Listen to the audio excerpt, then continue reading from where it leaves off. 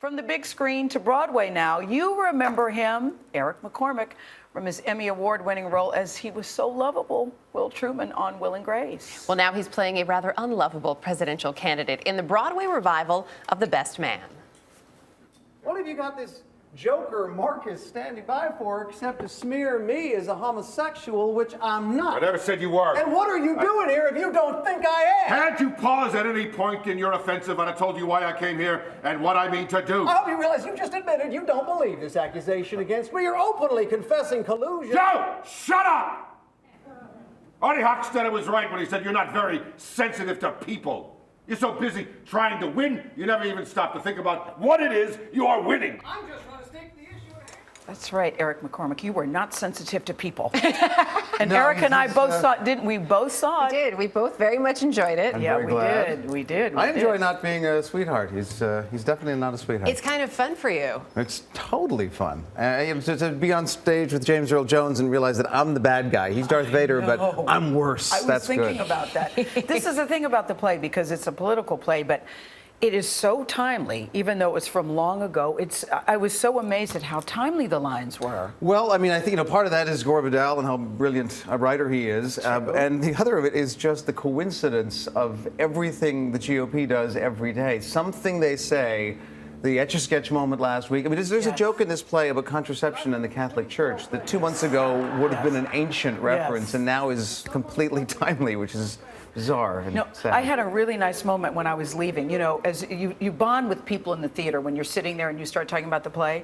And I said, that was good. And this guy who I did not know said, no, Gail, that was really, really good. And that's what you should tell people, which I thought was such a nice way for people to feel leaving the theater. Absolutely. Particularly, things sell themselves in different ways. Obviously, we're trying to sell ourselves based on this unbelievable cast of James Earl Jones and Angela Lansbury and John Larroquette and Candace Bergen and Michael McKean. Eric McCormack. And thank you very much. Because they don't know the play that well, even if they know Gore. But it is a very funny play. It's funnier than we even realized. Yeah. That's what's been so amazing. It is funny, like Gail said, so timely, especially given that it first premiered 50 years ago. It's amazing, too, the nastiness, because we talk about this a lot, because we talk about politics a lot on this program, how nasty it is. And so many people have said, this is the worst campaign ever. And yet, this was about the 1960 National Convention. I mean, Yes. And it was just as bad or even worse, it feels like. It feels like nothing has changed, and that's just enlightening and depressing. It truly is. So you're Canadian, although I think you have dual I'm Canadian, citizenship, yes, I'm dual right? now, yeah. But. So how does this compare to the way politics go down in Canada to what you see in the States? Oh, we basically in Canada, it's like you be prime minister. No, you be prime minister. Right? No, I couldn't possibly. You. It's your turn to be prime minister. I mean, You're just so nice. It's not quite as it's not quite as cutthroat. I don't think. No, that is so true about your people, Eric. I know a couple of Canadians. Drake is Canadian. Drake, yes. Drake is Canadian. Nice. You're Canadian. And that's the thing. I tell you, I went to the Toronto Film Festival, and I was so struck by how polite and how nice everyone was. And I was talking to a photographer, and he goes, but we're Canadians. And it's so true. We laugh and joke about it, but I think we could all use some Canadian juice. Can we go back to Will and Grace for just a sec?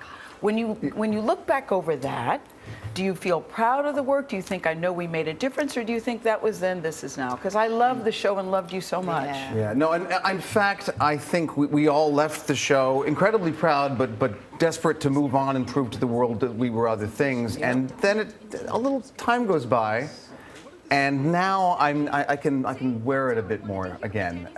My son is 9. He's never seen the show up till now. I mean, why would a 4-year-old watch the gay sitcom? But now. Yesterday, my wife texted me and said, we're sitting in bed, we're eating pancakes, it's back in LA, and we're watching the episode where Sidney Pollack, as your dad, tells everyone that you're gay.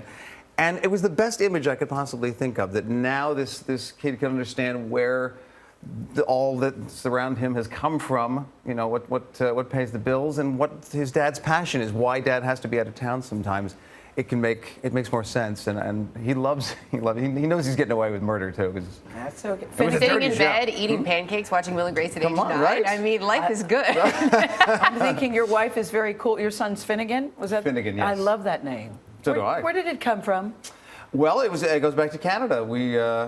My wife and I were both huge fans, as most kids were 25, 30 years ago, of a show called Mr. Dress-Up, which was the Mr. Rogers of Canada. And he used to pull costumes out of what he called the tickle trunk, and it was just, and he had these two puppets, Casey and Finnegan Finnegan was a little dog that never talked. It did this, but never made any sound.